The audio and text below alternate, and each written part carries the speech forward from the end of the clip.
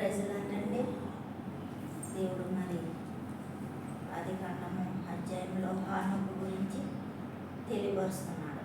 హానోకు దేవునితో నడిచినట్లు వాక్యము సెలవిస్తుంది. హానోకు దేవునికి ఇష్టడైన భక్తుడు. హానోకు నీతిమంతుడు.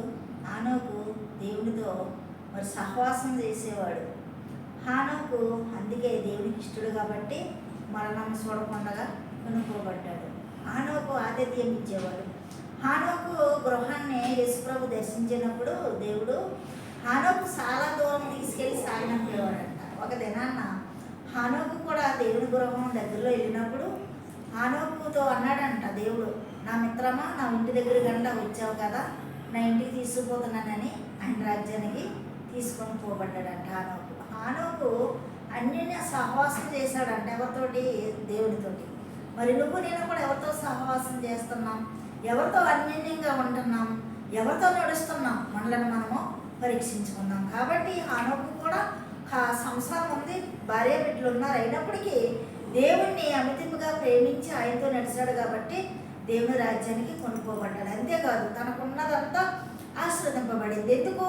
ఆతిథ్యం ఇచ్చాడు కాబట్టి యేసయ్యకి. నువ్వు నేను మరి సేవకులకి ఆతిథ్యం ఇచ్చినప్పుడు కొనగకూడదు, సనగకూడదు. ఎందుకంటే దేవుడు డైరెక్ట్గా మన గృహానికి రాడగానే సేవకుల ద్వారా వస్తారు. సేవకులకు పెడితే దేవుడికి ఇచ్చినట్టే. ఒక వస్త్రం పెట్టినా, ఒక ఆహారం పెట్టినా, ఏది పెట్టినా నువ్వు దేవుడికి పెట్టినట్టే. కాబట్టి హానోకు ఆ రీతిగా దేవుడిని దర్శించాడు కాబట్టి హానోకు కుటుంబం కూడా ఆశీర్వదింపబడింది.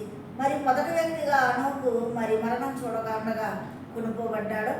మరి రెండవ వ్యక్తిగా మరి ఏలియా కొనుక్కోబడ్డాడు. అగ్ని రథాల మీద నుండి ఏలియా కూడా కొనుక్కోబడ్డాడు. మూడవ వ్యక్తిగా యేసుక్రీస్తు ప్రభు వారు సిలువ వేయబడి చనిపోయి సమాధి చేయబడి మరి మృత్యుంజయుడిగా లేపబడ్డాడు. ఎందుకు? దేవుని సిద్ధానికి లోబడ్డాడు కాబట్టి.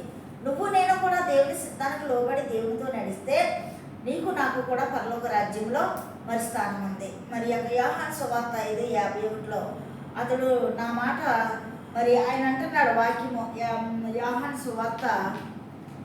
సువార్త మరి యొక్క 8 యోహాను సువార్త 8:51 ఒకడు నా మాట గైకొనిన ఎడల అతడు మరణము చూడకుండా కొనుక్కోబడిన, నిశ్చయముగా మరణము చూడకుండా కొనుక్కోబడినని వాక్యం చదివిస్తుంది. అందుకే ఏప్రిల్ 11 కూడా ఆయన అంటున్నాడు, హానోకు నమ్మాడు కాబట్టి మరణం చూడకుండా దేవుని యొక్క రాజ్యాన్ని కొనుక్కోబడ్డాడు. కాబట్టి నువ్వు నేను కూడా లోక రాజ్యాలు విడుదల పెట్టి ఎప్పటికైనా మనము పరలోక రాజ్యం చేరాలంటే నువ్వు నేను కూడా దేవునితో నడవాలి, దేవుని మాట వినాలి, దేవునితో సహవాసం చేయాలి, దేవుని మాట అంగీకరించి లోకంలో జీవించినప్పుడు మనము కూడా దేవుని రాజ్యానికి వారసులం అవుతాం. ఈ వాక్యం దేవుడు దీవించుగాక.